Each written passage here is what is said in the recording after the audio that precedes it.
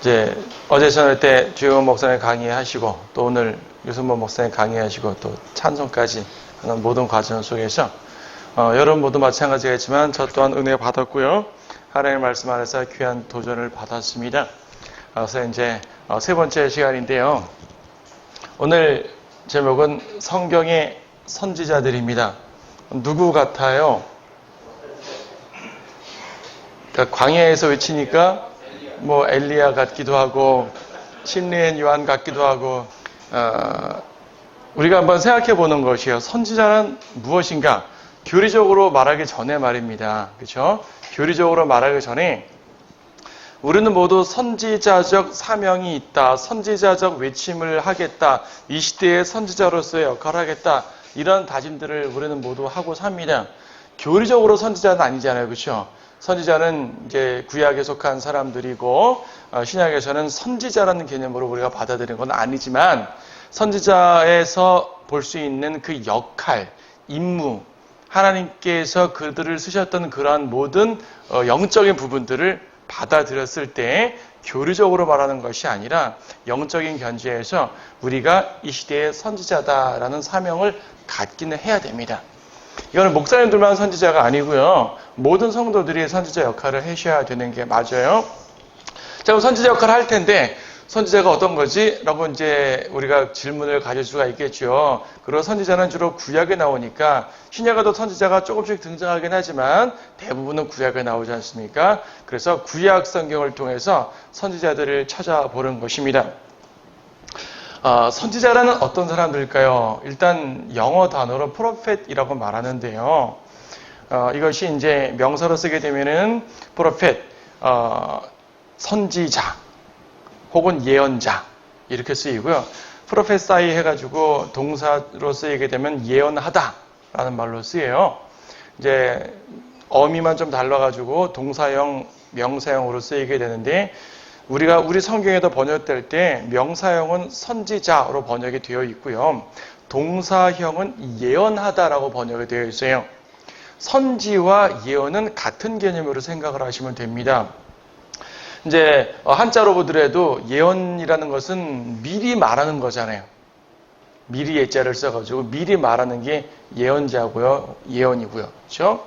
선지자란 말은 이제 알지자, 앞에서 아는 것이니까 미리 아는 거죠. 미리 아는 것입니다. 근데 단지 뭐 지식적으로 안다기보다는 미리 내다보기 때문에 안다는 말입니다. 그래서 이제 단어 뜻 자체는 조금 미묘하게 다룰 수 있지만 성경적 용례로 이 둘은 동의어예요. 동의어. 어쨌든 우리나라에서 선지자라는 말을 예전부터 쭉 써오면서 한국 기독교계에서 써오면서 고착화된 표현인데요. 선지자라는 말은 미리 내다본다는 말이고 미리 내다봤기 때문에 미리 선포하는 것이기 때문에 예언과 선지라는 말은 우리말에서 동의어로 간주할 수가 있고요. 번역할 때 선지자라고 번역하지 않고 예언자로 번역한다고 해도 잘못된 것이 없어요. 어떤 성경이 예언자로 번역했다고 성경 변개 아닙니다. 이거는 교차 번역할 수 있는 말이에요. 그래서 이제 선지자와 예언자는 같은 말인데 예언하는 선지자이기 때문에 그렇습니다. 그런데 가끔 여러분 대언이라는 말 들어보셨죠? 대언. 대언은 대신 말하는 것입니다. 누구 대신 말할까요? 당연히 하나님 대신 말하는 것이고 하나님께서 주신 말씀을 선포하는 거죠. 자기 말이 아니라 하나님 말을 한다는 개념이기 때문에 대언이라는 말도 큰 틀에서는 틀린 말이 아닙니다. 그런데 대언자라고 말할 때 약간 문제가 있어요. 어떤 문제가 있냐면은 대언이라는 말은 단순하게 하나님이 주신 말씀을 한다는 말일 뿐이기 때문에 대언이라는 단어 속에 예언에 대한 개념은 없습니다. 그렇죠? 근데 예언이라는 말 속에는 대언의 개념이 들어가요. 왜냐하면 선지자가 하나님이 주시지 않은 걸 자기 마음대로 예언한 거 아니지 않습니까?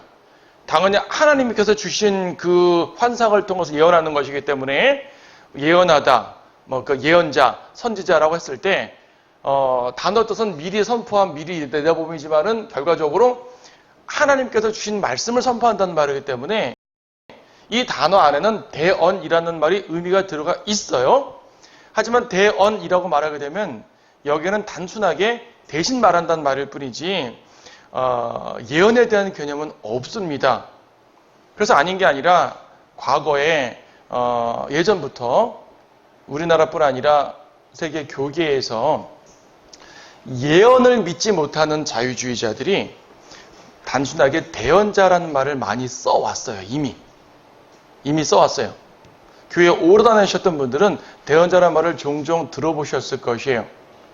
그러니까 예언에 대한 개념을 감추고 어쨌든 선지자는 하나님의 말씀을 선포한다는 건 동의하니까 어쨌든 자유주의자들도 성경을 믿는다고 하고 교회를 다닌다는 사람, 성경을 보는 사람들은 어쨌든 하나님의 말씀이라는 것 자체는 동의를 하다 보니 예언에 대한 개념을 빼버리고 말할 때 대언이라는 말을 많이 써요. 과거 개혁 성경에서 선지자로 써 있었음에도 불구하고 자유주의자들은, 신학자들은 기어코 대언자라는 말을 많이 썼다는 얘기예요. 왜냐하면 예언이라는 말을 받아들이기 싫어서 그렇습니다. 실제로요, 다니엘서 같은 경우는 이제 다니엘이 미래를 막 예언했잖아요. 주님이 이제 환상을 주셔서 예언했는데, 오늘날 대부분의 자유주의 신학자, 보수주의 신학자들도 많이 거기에 영향을 받아서 하는 말이 뭐냐면, 다니엘서는 미리 예언한 것이 아니라 역사가 다 끝난 이후에 쓴 거다 이거예요. 역사가 다 그 시점에 다 끝난 다음에 과거를 돌아보고 마치 예언한 것처럼 썼다라고 말을 해요. 그럼 예언이 아닌 거죠. 뒤에 보겠지만 이사야 선지자는 이사야 자기 당시보다 향후 170년 이후에 등장할 코레스라는 사람의 이름을 언급합니다. 이 성경을 믿지 않는 사람들은 이것이 이해가 돼야 안 돼요. 먼 미래에 위대한 왕이 나올 것이다. 이 정도 예언은 누구나 하겠지만 코레스라는 말을 직접 말한다는 것이 동의가 안 되는 거예요. 그래서 이 코레스가 나오는 이사야 44장은 이사야가 쓴 것이 아니라 나중에 이루어진 이후에 누군가가 썼다 이렇게 말합니다. 즉 예언의 개념을 빼고 싶은 사람들이 주로 쓰는 말이 대언자예요. 근데 실제로 대언자라고 번역되어 있는 성경이 있어요. 고쳐야 됩니다. 다른 건 뭐라도 이거는 반드시 고쳐야 됩니다. 한글 킹제임 성경에서는 제대로 선지자라 되어 있어요. 올바로 번역된 것이죠. 자, 예언의 개념을 축소시키는 표현이기 때문에 우리가 일반적 표현에서 대언자란 말을 간혹 쓸 수는 있어도 성경에서 명확히 말할 때는 그러면 안 돼요. 차라리 예언자라 말하면 괜찮아요. 선지자나 예언자는 동의어니까. 그러나 대언자라는 말은 가능하면 안 쓰는 게 좋습니다. 자, 왜 이 말을 강조하냐면 여러분 여기 이사야서 말씀을 잠깐 보십시오. 예언이 얼마나 중요한지를 봐야 돼요. 이사야서 41장 말씀 보시게 되면, 아니 44장부터 볼까요? 이사야 44장 말씀 보시게 되면 여러분 하나님 전능하신 하나님이라고 그러죠. 전능하신 하나님.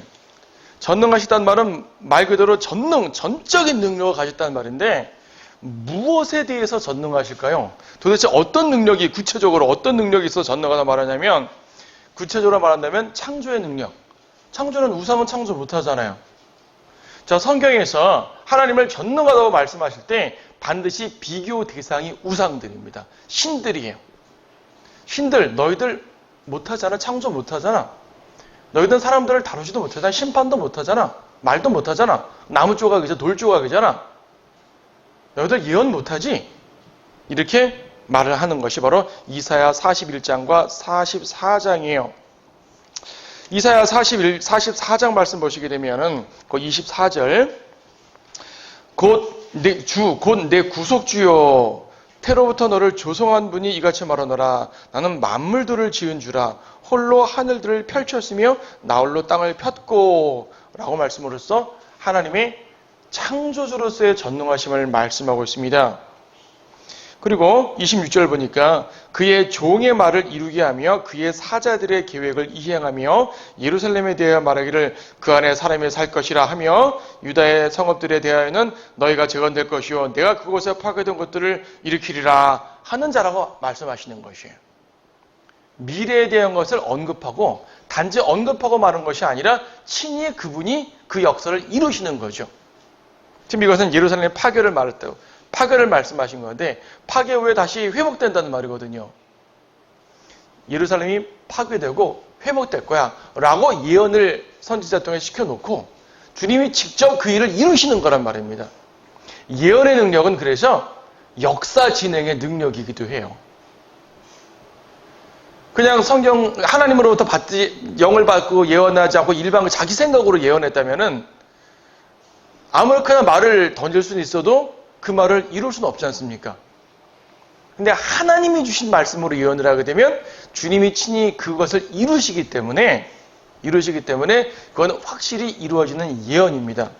그래서 이제 클라리스 라킨의 세대적 진리에 보게 되면 예언을 다루는 그 부분에서 뭐라 그러냐면 예언은 역사의 주형틀이다 그렇게 말해요. 역사의 틀이에요, 예언이. 다른 말로 하게 되면요, 예언은 미리 기록된 역사다. 역사란 것은 흘러간 다음에 기록하는 역사고요. 예언은 미리 말하는 게 예언이죠. 근데 세상에 엉뚱한 사람들의 예언이 아니라 하나님의 선지자의 예언은 100% 이루어질 것이기 때문에 미리 쓴 역사란 얘기입니다. 이게 성경에 나온 수많은 내용들이요. 41장 한번 더 보십시오. 이사야 41장 보게 되면은 21절부터 보게 되면 원래 앞에서부터 쭉 봐야 되는데 21절 주가 말하노니 너희는 송사를 일으키라 야곱의 왕이 말하노니 너희의 강력한 주장을 내어놓으라 그들로 주장들을 내어놓고 무슨 일이 일어날지를 우리에게 보이게 하라 그들로 이전 일들을 보이게 하며 그것들이 무엇이든지 간에 우리로 그 일들을 숙고하고 그 일들의 나중 결말도 알게 하라. 무슨 말이에요? 미리 한번 예언해보라. 나중 결말을 알게 해보라. 할 수 있어? 라고 하나님께서 누군가에게 책망하시는 말씀이에요. 23절 이후에 있을 일들을 보여주어 우리로 너희가 신들인 것을 알게 하라. 너들 신이라 불리는 자들이야? 한번 미래 말해봐. 예언해봐. 못하지? 나는 해. 그 말입니다. 하나님의 전능하심을 말씀하실 때 창조의 능력, 구속의 능력, 심판의 능력 다 말할 수 있지만 그 중에 대표적인 능력이 예언의 능력이에요.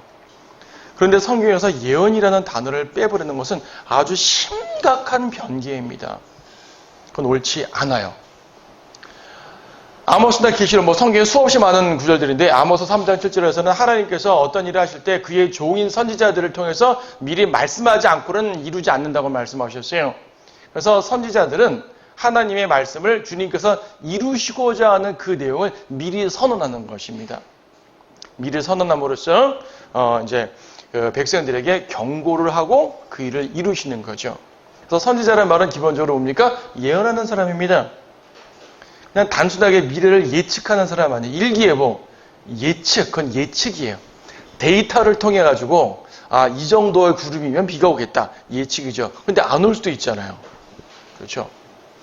다음번엔 누가 당선되겠다. 예측, 이런저런 데이터 가지고. 그렇죠? 틀릴 수도 있잖아요. 근데 하나님의 예언은 틀리지 않죠. 그렇죠? 그래서 예언. 자, 그러면 이 선지자, 예언자의 역할은 어떤 것입니까? 주된 내용은 책망입니다. 예언은 예언이 돼 그 예언의 메시지는 책망이에요. 무슨 말씀인지 아시죠? 선지자의 선포가 그의 그 선포의 형식은 미래의 것을 말한다는 의미에서 예언인데 선포의 내용은 분석해보게 되면 책망이에요. 책망. 그래서 이제 자유주의자들이 책망만 강조해가지고 대언자란 말을 쓰는 것이에요, 사실은. 예언이라는 말을 빼버리고. 근데 우리는 예언과 책망을 둘 다 생각하셔야 됩니다. 예언을 통한 책망입니다. 자, 그럼 이제 이 중에 책망, 아까 예언에 대한 건 아까 설명드렸으니까 책망에 대한 걸 보게 되면 이런 것이죠. 이 여러 성경에서 아까 우리 이제 유 목사님이 구약 성경의 구조를 쭉 말씀하셨잖아요. 역사서가 있고 시가서가 있고 예언서, 선지서가 있죠. 선지서 하면 여러분 뭐 아시는 대로 말씀해 보세요. 어디서부터 어디까지가 선지서예요? 이사야부터 말라기까지가 보통 선지서라 그러죠. 선지서라 그럽니다. 물론 우리가 말하는 이사야부터 말하는 이 선지서만이 선지서가 아니라 사실 시편도 일종의 큰 틀에선 선지서예요. 시편의 예언이 엄청 많이 나오거든요. 신명기도 일종의 선지서예요. 예언이 많이 나오거든요. 물론 율법이기도 하지만 구약 성경은 전체적으로 선지서라고 말해도 될 정도로 예언의 내용이 가득 차 있다는 얘기입니다. 다른 경전들은 예언이 없죠. 예언이 없어요. 피상적 예언이 있습니다. 뭐 억겁의 세월이 흐른 뒤 어쩌리라. 이건 예언이 아니에요. 예언은 항상 구체적이어야 되기 때문에. 그런데 우리가 말하는 선지서 이사야부터 내용 보게 되면요. 대부분의 선지서들은 이스라엘의 멸망기에 집중되어 있어요. 이스라엘 멸망기에. 그리고 위대한 선지자들은 또 북왕국에 집중되어 있어요. 여러분 역사 속에서 남한국과 북한국이 나뉘어진 거 다 아시죠? 남한국과 북한국 중에서 어떤 왕국이 더 신실한 왕국이었습니까? 객관적으로 말했을 때 남한국이죠. 왜요? 거기에는 다윗의 보좌가 있고요. 성전이 있고요. 하나님의 예언에 하나님의 언제가 정통성이 왕국의 정통성이 남한국에 있습니다. 유다에 있습니다. 그럼 북왕국 이스라엘은 하나님의 백성이 아닐까요? 하나님의 백성이 아니면 왜 북왕국에 속한 왕들 열왕기 하에는 북왕국의 왕들을 주로 써놓았을까요? 비록 그들이 범죄는 했지만 멸망하기 전까지 하나님께서는 그들을 자기 백성으로 간주하시면서 계속 책망을 하시고 이끄시려고 하셨단 말입니다. 그래서 북왕국의 선지자들이 굵직한 선지자들이 많아요. 여러분 예수님께서 변형산에 올르셨을 때 누구와 누가 나타나셨어요? 모세와 엘리야. 이 경우 모세는 율법을 대표하고 엘리야는 선지자를 대표한다고 말합니다. 맞죠? 예. 근데 엘리야가 북왕국 사람일까요? 남한국 사람일까요? 북왕국 사람이에요. 북왕국 사람. 우리가 보통 말할 때 북왕국은 좀 하나님께 버림받은 민족이야 라고 말하는 그 북왕국의 선지자를 예수님께서는 선지자의 대표로 삼아주신 것이에요. 모세와 이사야가 나왔으면 어땠을까요? 이사야는 남한국 선지자거든요. 그럼 참 마음이 편할 것 같아요. 모세와 이사야 참 멋진 조합 같아요. 아니요, 모세와 엘리야를 보냈다고요. 왜 그럴까요? 죄가 많은 곳에 은혜가 있게 하기 때문입니다. 죄가 많은 곳이에요. 그래서요, 선지자들을 보게 되면 사실은 이제 보통 신학자들이 얘기할 때 비기록 선지자, 기록 선지 이런 표현을 쓰기도 하고요. 전기 선지자, 후기 선지자라는 말을 쓰기도 합니다. 신학적 표현이라서 잘 쓰려고 하진 않지만 이제 아시기 위해서 설명드리면 이렇습니다. 이사야, 예레미야가 에스겔, 다니엘, 호세아 쭉 나오는 그 기록된 선지서들을 쓴 사람들이 있는 반면 이들 말고도 성경에는 선지자들이 많이 있죠. 금방 말씀드린 엘리야. 엘리야는 성경 썼습니까? 근데 선지자잖아요. 그렇죠? 엘리사도 선지자인데 성경을 안 썼어요. 또 누가 있습니까? 다윗을 책망했던 나단도 선지자죠. 선지자인데 성경 안 썼죠? 창세기에 보게 되면 아브라함도 선지자라고 주님이 말씀하십니다. 성경 안 썼잖아요. 이렇게 기록하지 않은 선지자들을 보통 비기록 선지자라고 말하고 기록한 선지자들을 기록 선지자라고 보통 표현을 하는데 바로 기록 선지자들은 대선지서, 소선지서들을 말하는 것이고 그들을 말하는 것이고 비기록 선지자들이 역사서에 종종 나오는 사람들이에요. 엘리야, 엘리사를 포함한 이제 많은 사람들. 미카야도 있고 여러 있잖아요. 그렇죠? 이름이 언급되지 않은 선지자들도 있고 많이 있습니다. 근데 시기적으로도 그래요. 이분들은 이스라엘 멸망기 이전에 주로 있던 사람들이에요. 그리고 이분들이 북왕국 이스라엘이나 남왕국 유다나 하여튼 이스라엘의 멸망기에 주로 있던 분들이에요. 그래서 선지서들은 대부분 멸망기, 아닌 것이 몇 개 있지만은 대부분은 멸망기에 있습니다. 말씀드렸던 것처럼 죄악이 많은 곳에 은혜가 있는 것이고요. 죄가 많은 곳에 하나님이 역사하신다는 그러한 큰 영적인 교훈도 있겠죠. 자, 선지자 하게 되면 한번 제사장과 비교를 해봅시다. 우리가 구약에 기름 부음 받는 자들이 3명 있죠. 왕, 선지자, 제사장. 그 중에 왕은 이제 정치적 역할이니까 약간 좀 빼두고요. 영적 역할을 맡은 분들이 제사장과 선지자잖아요. 그렇죠? 하느님께서는 세속적 역할, 정치적인 왕, 영적인 임무의 주의 종, 둘만 딱 구분하면 될 것 같은데 셋으로 구분하셨어요. 그리고 영적인 임무 중에 둘로 나뉘어가지고 제사장과 선지자로 구분을 하셨습니다. 여러분 제사장과 선지자의 차이를 아십니까? 이렇습니다. 제사장은요 의례적인 사람들 업무를 수행하고요. 선지자는 비의례적인 업무를 수행합니다. 의례적이라는 얘기는 종교 제의를 말하는 거죠. 이분들은 레위기에 나와 있는 것처럼 번제도 드리고 하여튼 다양한 희생제를 드리지 않습니까? 이런 희생제들은 누군가가 죄를 짓게 되면 드리는 희생제도 있지만 정례적으로 매일 아침 드리는 희생제도 있고요. 뭐 이제 안식일마다 드리는 것도 있고요. 하여튼 그분들은 우리가 몰라서 그렇지 제사장들의 삶을 보게 되면요. 정말 매일 제사 드리는 일을 하는 거예요. 그것이 정말 업무예요, 업무. 우리가 볼 때 제사장들은 편하겠어. 평상시에 아무것도 안 하다가 뭐 특별히 명절 때만 하는 거 아니야? 아니에요. 평상시에 맨날 성전에서 짐승 잡고 이런 분들이 그런 분들이 제사장이란 말이에요. 레위인들은 또 그걸 보조하죠. 자, 그런 분들인데 선지자들은 그렇지 않아요. 선지자들은 성전에서 있는 것도 아니고 어떤 의식적, 종교적, 전례적인 분들이 아니라 그냥 선포하는 분들입니다. 직업적으로 말하게 되면요, 제사장은 전임 사역자입니다. 전임 사역자. 선지자 중에서도 전임 사역자, 전임 선지자도 있지만 비전임 선지자도 있어요. 선지자라는 것은 하나님께서 예언하라라는 말만 하면 되기 때문에 그의 이 모든 업무가 예언하는 경우도 있지만 많은 분들은 그렇지 않고 이제 비전임으로 할 때가 있습니다. 아모스 같은 경우는 뽕나무 치는 사람인데 이제 주님이 불러가지고 예언을 하기도 했었죠. 직업적이다 보니까 세습적이에요. 오늘날 교회 세습을 하려는 목사님들은 아마 목사가 제사장이라고 생각을 하는 것 같아요. 목사가 제사장이면 세습해도 되겠지요. 목사는 전임 사역자 아니냐? 물론 어떤 부분은 비슷한 게 있죠. 목사는요, 어떤 부분은 제사장과 비슷한 부분도 있고, 어떤 부분은 선지자 비슷한 부분도 있어요. 교리적으로 말고요. 그렇죠? 부분적으로 역할하다 보니 이런저런 역할은 하겠죠. 물론 제사의 역할은 전혀 아닙니다만은요. 이 구약 제사장은 아론의 후손입니다.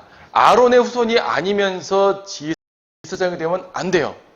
민수기에 보게 되면 아론의 후손이 아닌 코라와 다단과 아비람 이런 사람들이 왜 너희들만 제사 드리냐? 우리도 할 수 있다. 했다가 멸망했단 말입니다. 이걸 가지고 또 영적 권위에 도전했다는 둥 하면서 목사의 권위에 도전했다는 둥 하는 목사님들이 계신데 그건 전혀 그런 의미가 아니고요.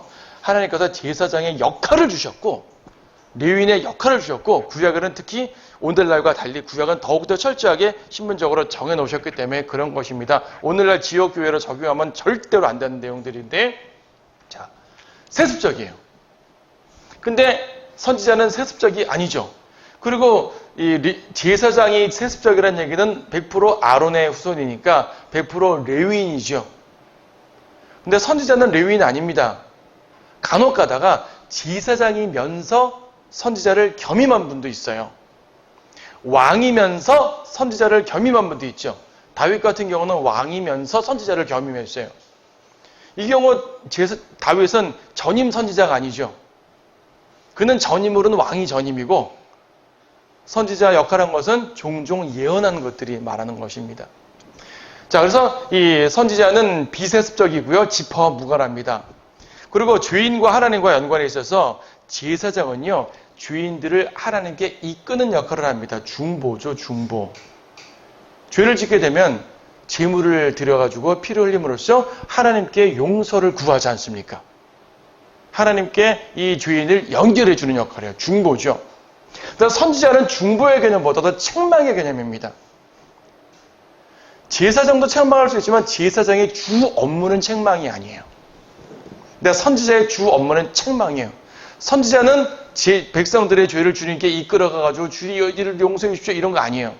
물론 선지자도 주님께 기도로서는 중보할 수 있지만 어떤 종교 제의로서 중보하지 않습니다. 자, 또 제사장은 성전에서 경배가 주 업무겠죠. 그리고 하나님의 말씀과 연관해서 말하게 되면 율법을 가르칩니다. 에스라, 느헤미야 보게 되면 포로 회복 이후에 백성들이 돌아와서 종교 개혁을 하게 되는데 느헤미야는 정치가예요. 총독이요, 총독. 총독으로서 커다란 개혁을 수행하지만 이 사람은 말씀을 가르칠 그 위임을 받지 않았어요. 느헤미야는. 근데 에스라는 제사장이거든요. 그러니까 느헤미야는 에스라를 시켜서 성경도 낭독하게 하고 성경도 가르치게 하고 그렇죠. 거기에 여호사밧이나 히스기야 왕 같은 경우도 레위인과 제사장을 통해서 백성들에게 율법 교육을 시키기도 했었습니다. 그래서 이제 제사장들은 율법을 가르치지만은 선지자는 선포하고 경고하는 거예요. 체계적으로 가르치지 않아요. 그냥 선언하는 거예요. 설교하는 거죠. 혼내는 것입니다. 그리고 이제 제사장은 성전 경배이기 때문에 유대 중심이겠죠. 성전은 예루살렘에 있으니까 반면 선지자는 유대 이스라엘 가릴 것 없이 지역 초월이 어디서나 예언할 수 있습니다. 심지어 이방 땅에서도 예언했습니다. 하지만 그들의 주로 많이 한 내용들이 북왕국이었어요. 남왕국의 선지자가 많이 나올 때는요, 북왕국이 남왕국보다 170년 정도 먼저 멸망했습니다. 북왕국이 멸망한 다음에 남왕국만 남았을 때, 이 남왕국이 또 엄청 죄를 져요. 이때 또 남왕국의 선지자가 집중되겠죠. 그렇죠? 하지만 북왕국이 남아있을 때는 오히려 북왕국 쪽에서 선지자들의 활동을 너무 많이 했었어요. 열왕기하 보게 되면 엘리사 선지자 시대에는 선지자의 아들들이라고 표현되는 인물들이 꽤 많이 나오는데 일종의 선지자 생도, 오늘날 하면 신학교입니다. 당시의 개념으로. 그렇게 많은 사람들이 육성되고 됐을 정도니까 선지자들이 꽤 많았죠. 그리고 제사장은 성전에서 종교 업무를 수행하면서 어떤지 성전 중심인데 이 선지자는 야전 중심이에요. 제사장은 거리 설교 안 합니다. 선지자는 거리 설교합니다. 그래서 이제 여러분을 영적으로 제사장이란 말 안 하잖아요. 물론 우리는 왕 같은 제사장이란 말은 쓰지만 우리가 어떤 주님의 일을 한 그 사역을 수행할 때는 특히 거리 설교 같은 거 할 때는 제사장으로서 하는 게 아니라 선지자로서 하는 것이에요. 여러분이 제사장으로 주님께 드리는 것은 영적 제물을 드릴 때 하는 말이고 찬양을 한다든지 경배한다든지 등등해서 자 역할이 좀 다르겠죠? 자 우리 중에서 선지자를 왜 제사장과 비교했냐면 선지자가 어떠한 사람인지를 한번 머릿속에 쫙 잡으라는 얘기죠. 선지자는 표적이 있습니다. 누군가가 선지자라고 했을 때 내가 선지자요! 하게 되면 백성들이 저를 보고 당신이 선지자인 줄 아는지 어떻게 합니까? 라고 따져 묻을 거 아니겠어요? 그러면 자신의 선지자임을 증명해야겠죠. 어떤 걸로 증명할까요? 선지자가 하나님의 선지자가 주는 표적은 뭐냐면 그게 예언의 능력입니다. 아까 서두에 말한 것처럼 예언을 할 줄 알아야 선지자입니다. 그가 예언한 게 이루어져야 선지자입니다. 여러분 예레미야 여기 있는 거죠. 28장 잠깐 보십시오. 예레미야 28장 보면은 1절에 같은 해에 유다의 시드키야 왕의 치리가 시작되어 시드키야 왕은 유다의 마지막 왕입니다. 유다가 멸망할 때의 왕입니다. 시드키야 왕의 치리가 시작되어 제4년 5째 달에 주의 전에서 기브온 출신 선지자 아수랴 아들 하나냐가 제사장과 모든 백성들의 면전에서 내게 고하여 말하기를 자 하나냐라는 선지자가 나왔습니다. 예레미야가 선지자인데 하나냐가 딱 등장해서 뭐라 그러냐면 2절 만군의 주 이스라엘의 하나님 이같이 일러 말하노라. 자 여기까지는 선지자적인 그런 표현을 썼어요. 만군의 주가 말하노라. 권위 있죠. 그런데 하는 내용 보니까 내가 바빌론 왕의 멍에를 꺾었느니라. 지금 시드키야 왕 때는 어떤 상황이냐면 바빌론이 유다를 총 3번 침공했습니다. 3번. 첫 번째 침공에서 어느 정도의 인원을 사로잡아 갔고요. 두 번째 침공에서 대다수의 유대인들을 사로잡아 갔고요. 세 번째 침공에서 나머지 사람들을 사로잡아 가면서 성전을 파괴해 버렸습니다. 그러니까 시드기야 때는 이미 2차 포로가 된 상태, 이미 바빌론에 유대인들이 많이 잡혀가 있는 상태입니다. 그리고 계속 바빌론의 위협을 받는 상황이죠. 근데 이 하나냐가 말하기를 내가 바빌론 왕의 멍을 꺾었느니라. 더 이상 침공하지 않는다는 말이에요. 바빌론의 느부갓네살 왕이 이곳에서 취하여 바빌론으로 가져간 주의 전의 모든 기명들을 내가 만 2년 이내에 이곳으로 다시 가져오겠다. 얼마나 기분 좋은 예언이에요. 그렇죠. 이 말을 듣고 다들 아멘하고 싶었을 것이에요. 그래 2년 내에 그래 2년만 참으면은 이미 사로잡혀간 우리 사람들 다 돌아오고 성전 기명들 다 돌아오고 다시 우리는 회복되겠구나 뭐 기뻐할 수 있죠. 이것이 하나님께서 주신 예언이라면 기뻐할 수가 없고 아멘하면 되잖아요. 근데 하나님이 주신 예언인지 자기가 말한지 마귀가 준 예언인지 어떻게 알죠? 아직 2년이 되지 않으니까 모르잖아요. 2년이 지나봐야 알죠. 근데 예레미야가 간파합니다. 예레미야는 하나님의 명을 받았기 때문에 너 거짓말하지 마! 라고 말하는 거죠. 15절 말씀 보시게 되면 그러자 선지자 예레미야가 선지자 하나냐에게 말하기를 하나냐 이제 들으라. 주께서는 너를 보내지 않으셨는데 내가 이 백성으로 거짓을 신뢰해 가는도다. 거짓말하지 마 그거죠. 그럼 백성들이 누구 말이 맞지? 예레미야 말이 맞을까? 하나냐 말이 맞을까? 근데 하나냐는요, 우리가 해방된다! 라는 해방의 소식을 전했고요. 예레미야는 절대 해방 안 돼. 아직 바빌론은 한 번 더 침공할 거기 때문에 이번에 침공은 완전히 멸망할 거야. 그러므로 살려면은 괜히 독립운동하지 말고 고개 숙여라고 말했습니다. 독립운동하지 말고 고개 숙여라고 말하게 되면 뭐냐면 마치 우리나라 친일파처럼 친바파예요. 친바파. 당시 사람들이 얼마나 기분 나쁘겠어요. 저 매국노 하면서 어디 바빌론 왕에게 고개를 숙이라고 하냐고. 저항하고 힘써도 모자랄 판에 그런 상황이라는 얘기죠. 예레미야는 국가주의가 아니에요. 예레미야는 애국자 아닙니다. 하나님 말씀 선포하는 게 중요합니다. 아니, 나라를 사랑하지 않았단 말이 아니에요. 오해하지 마세요. 예레미야가 나라 사랑하지 않았단 말이 아니라 예레미야는 애국자 정신보다 하나님의 공의의 정신이 더 중요한 것이에요. 선지자가 그런 사람입니다. 사실은. 그래서 여기서 말하는 게 16절 그러므로 주께서 이같이 말씀하시나니 보라 내가 너를 이 지면으로부터 제해버릴 것이요 내가 올해에 죽으리니 하나냐는 2년 내에 회복된다 그랬고 예레미야는 하나냐 너 올해에 죽을 거야. 그럼 사람들은 누구 말을 맞는지 어떻게 알죠? 금년만 지내보면 되죠. 아닌 게 아니라 17절 그러므로 선지자 하나냐가 그의 7째 달에 죽었더라. 죽었습니다. 죽었어요. 지금 28장 1절 보니까 5째 달이랬어요. 5월이에요. 5월. 요거는 7째 달에 죽었으니까 7월이에요. 2달 만에 죽어버린 것이에요. 2달 만에 하나님께서는 예레미야의 말이 맞다고 인정해 주신 거죠. 백성들은 이루어진 선지자의 말을 하나님 말씀으로 들어야 되는 거예요. 그래서 이제 선지자의 표적은 그 말에 능력이 있는지를 먼저 확인을 합니다. 백성들이. 예레미야는 이렇게 수없이 확인이 됐기 때문에 아직 이루어지지 않은 미래에 대한 예언도 믿게 되는 것이에요. 아, 저건 먼 미래 거지만은 저 선지자는 이미 많이 이루어졌기 때문에 옳은 말일 거야 라고 인정을 하는 거죠. 70년 후에 회복된다. 아직 70년 안 됐지만 어떻게 믿죠? 이미 이루어진 것이 많이 있으니까 알게 되는 것입니다. 그래서 이제 말씀의 권위. 여러분 성경 보게 되면 이거는 너무나 많으니까 안 찾겠어요. 성경 보게 되면 주가 이같이 말하는 이런 표현 많죠. 주가 이같이 말하노라 이런 표현 수없이 나옵니다. 하나님의 권위로 말하는 것이에요.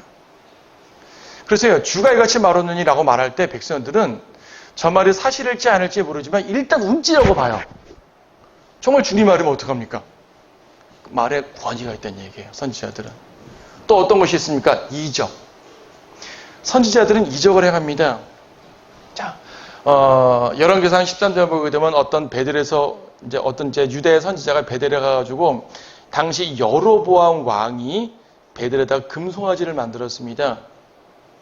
그때 이제 선지자가 가가지고 제단을 다 이제 불로써 이제 무너뜨리고요. 그리고 여로보암이 손을 내미니까 여로보암의 손을 딱 마르게 만들어버렸어요. 뻣뻣하게 굳어버렸어요. 간구하니까 풀어졌단 말입니다. 이적을 행했잖아요. 그거 보고 이분 선지자구나 알게 되는 거죠. 그럼 그가 말한 것은 아직 이루어지지 않았어도 믿게 되겠죠. 엘리야 같은 경우는 어떤 이적을 행했습니까? 열왕기상 18장 보게 되면 엘리야 같은 경우는 하늘에서 불 내렸잖아요. 물론 엘리야가 내린 게 아니라 주님이 내린 거지만은 하나님께서 표적을 주시는 것입니다. 엘리사 같은 경우는 수없이 많은 이적을 행했어요.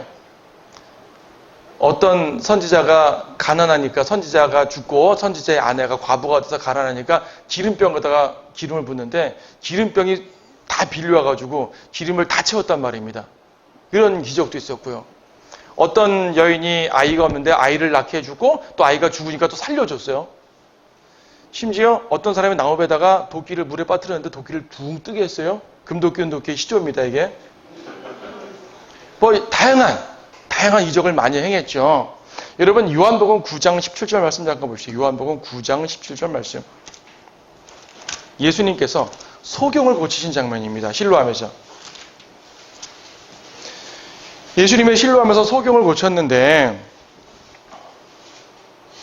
바리새인들이 묻죠. 너는 그가 누구라고 생각하느냐? 라고 말하니까 요한복음 9장은 17절. 그들이 다시 그 소경에게 말하기를 그 사람이 너의 눈을 뜨게 하였으니 너는 그 사람을 어떤 사람이라고 말하느냐? 고하니 그가 말하기를 그는 선지자니라. 그러니까 이 소경은요, 눈뜬 소경은요, 이적을 보고 선지자라고 판단을 한 거예요. 틀린 판단 아닙니다. 올바른 판단입니다. 그래서 예수님께서 수많은 이적을 행하셨을 때 백성들은 예수님을 선지자라고 불렀어요. 예수님의 설교가 위대해서 선지자라고도 말했지만 그분의 능력을 보고 저분은 구약의 엘리야처럼 위대한 이적을 행하는 선지자구나라고 말했고, 이것이 왜 중요하냐면요. 이런 이적들이 이적이나 예언의 능력 같은 것은 하나님께서 함께 하셨다는 증거잖아요. 그래서 백성들은 선지자를 두려워하는 것이요. 저분은 하나님이 보내신 분이구나. 예수님도 요한복음 5장을 비롯해서 수많은 부분에서 나는 아버지께서 보내신 자다라는 말을 많이 하셨는데 그 말은 백성들에게 들을 때 선지자란 말이구나 라고 듣기도 했었습니다. 물론 하나님의 아들이란 말이지만 그렇게 동의어처럼 들렸던 것이에요. 예수님께서 십자가에 못 박히시기 전 가시면류관을 쓰시고 막 뺨 맞고 조롱당할 때 말입니다. 군인들이 그랬어요. 너를 때린 자가 누군지 예언해봐라. 거기서 여러분 예언이란 말이 왜 나오지? 여기서 미래를 말하는 건 무슨 말이지? 네가 선지자라면 한번 알아맞혀봐. 이적을 통해 가지고 누가 때렸는지 알아맞혀봐. 이런 말입니다. 조롱이죠. 조롱. 하지만 조롱이든 뭐든지 간에 선지자에게는 이적의 개념이 있는 것이에요. 근데 그 이적 자체가 중요한 것이 아니라 하나님이 보냈다는 것을 증명하는 도구란 얘기죠. 신약의 선지자들인 여러분에게는 이적의 도구는 주어지지 않을 것입니다. 여러분이 복음 전파할 때 갑자기 병자들이 막 낫거나 이러지 않죠. 뭐 간혹 날 수도 있어요. 진심으로 기도했더니 날 수도 있잖아요. 그렇죠? 근데 어떤 이적을 행하는 개념으로는 아니잖아요. 대신 우리에게는 말씀의 권위가 있습니다. 자,